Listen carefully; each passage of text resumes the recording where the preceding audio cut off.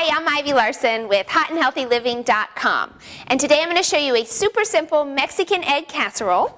Got the recipe from my Fitter, Firmer, Faster book on page 165, and actually I got the recipe from my mom, who got the recipe from a really good friend of hers. And the friend I used to always call Aunt Angie growing up, and we would always go to her house for holidays, especially Christmas, and so this is just a fond food memory that I have from my childhood, and I've kind of healthed it up a little. So we're going to start by heating cast iron skillet over medium-high heat, and we are going to add 1 teaspoon of extra virgin olive oil. I've also preheated the oven to 350 degrees. And then we're going to add in a can of Old El Paso brand chopped green chilies. Now you can find these pretty much in any supermarket nationwide. And Aunt Angie always used to add 1 can, but I actually like to add 2 cans, so you can do either or. The chilies have a mild flavor. They kind of have a fruity-smoky flavor. So we're going to let these mix in with the olive oil just for a few seconds. And then we're going to add 2 cans, 8 ounces of tomato sauce, organic. I do think it's important to go the extra organic mile if you can when you're buying canned foods, because the cost is really not that much difference, and the organic really does make a difference, reducing your risk of exposure to pesticides especially. Okay, so we're going to stir this in, and then we are going to also add 1 cup, 8 ounces of water, and we are going to just sort of let this all simmer for about 3 to 4 minutes.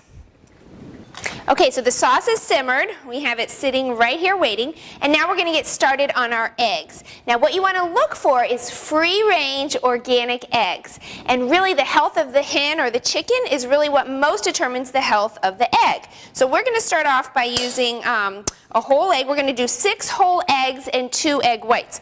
And the thing is, with the eggs, the chickens are really not supposed to be eating a vegetarian diet. So a lot of times lately you'll read on the packages or the outside containers, the egg cartons, that it advertises that the chickens have been eating vegetarian diets, and that's really not healthy for the chickens.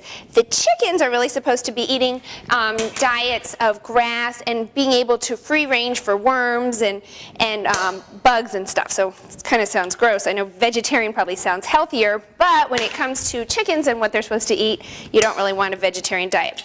Okay, so we're doing 6 whole eggs, and then we are going to add in the 2 egg whites. And don't worry so much about the cholesterol in the eggs, because really what affects your serum or your blood cholesterol levels is saturated fat, trans fats, and believe it or not, refined flour and refined sugar actually can be converted by your body, or can increase your cholesterol levels, because refined flour and refined sugar actually activate, well, they increase your insulin levels, and the insulin activates the main enzyme in your liver that's responsible for manufacturing cholesterol.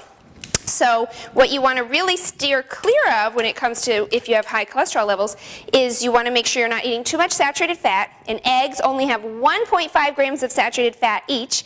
You also want to steer clear of trans fats and limit your intake of refined flour and sugar. Okay, get this egg off of me. And now what we're going to do is we are going to add the 2 egg whites to the 6 whole eggs, and we are going to whisk this together really well. You want to make sure that you get this really well blended. You can use a fork. You could even use a handheld mixer if you like, but I'm always in a rush. All right, so mix that in, and then what we're going to do is we are going to add in some cheese, and I'm using Monterey Jack, or you can also use jalapeno cheese, which is really good, kind of adds a spicy kick. And make sure you use organic. It definitely makes a difference when you're using any kind of dairy products to choose organic, because you're just going to have a lot less exposure to hormones, and it's just a cleaner source of protein. So I'm going to add this cheese right in like this, and this is about 5 slices of cheese, or about 5 ounces. Okay, we're going to add that right in. It's got paper that I got to get off. And just kind of incorporate the cheese. Whisk it real quickly with a fork. This is such an easy recipe. I'm telling you, it takes probably 10 minutes, not even that, to assemble, and it's a great appetizer. Okay, so now what we're going to do is we are going to add the sauce right into a casserole dish, and it's about an 8-ounce casserole dish, or 8 by 8 inch casserole dish. And then what we're going to do is just add these eggs right in like this, pour it right on top, and you'll see that the tomato sauce kind of goes all around, so it looks just like this. And then we are going to bake this at 350 degrees for 1 hour.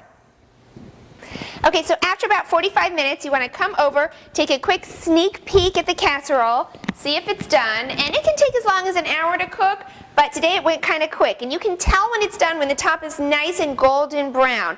And this is a great dish. You can serve it for dinner for a meat-free entree. It's great for an appetizer, and it's fabulous for breakfast or brunch. If you want the full recipe, you can go to hotandhealthyliving.com.